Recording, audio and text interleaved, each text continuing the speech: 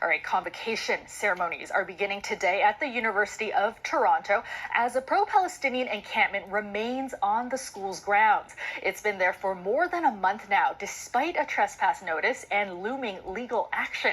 Our Chris Glover is at King's College Circle. And Chris, a convocation ceremony is just about to get underway. It's the second one of the day. What can you tell us about how this day has been unfolding? Well, I'm seeing right now families and students arriving for this second graduation ceremony of the day. It is going to get underway in Convocation Hall right behind me here. The university says that it is determined to have all 34 of their graduation ceremonies take place in Convocation Hall. And they say that they're going to do that with stepped up security. And some of that is things that people can see, physical stuff like we have right here, this fence kind of blocking from view the encampment that you, Kelda, just mentioned, which is just a little bit further beyond in that big grassy area. Of course, this is the encampment that has been there since May 2nd, and some of the other security that'll be in those convocation ceremonies are going to be ID checks, bag checks, that sort of thing. And I spoke with some of the students who went into the earlier one at 2:30, and one of the students said it was a bit of a distraction having all this hang over them, but many of the students that I spoke to said that they were on board with what these students were doing.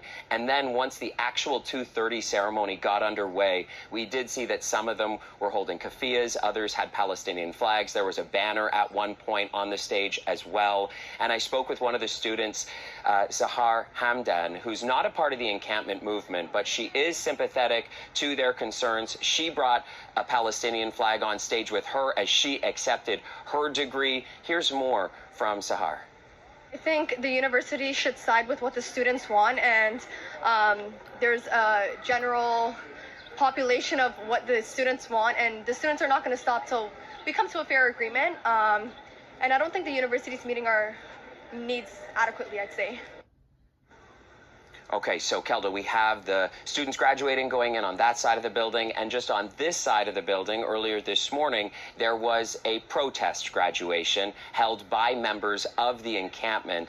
And as a part of that, they were trying to draw attention to all of the students who have been killed in Gaza as a result of the war, perhaps who would have been graduating this year, who will never get to see that graduation, given the ongoing onslaught and attack that they continue to face in Gaza from Israel.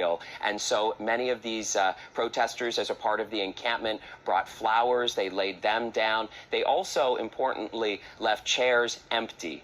And I want you to listen to one of the organizers as to why those chairs were left empty.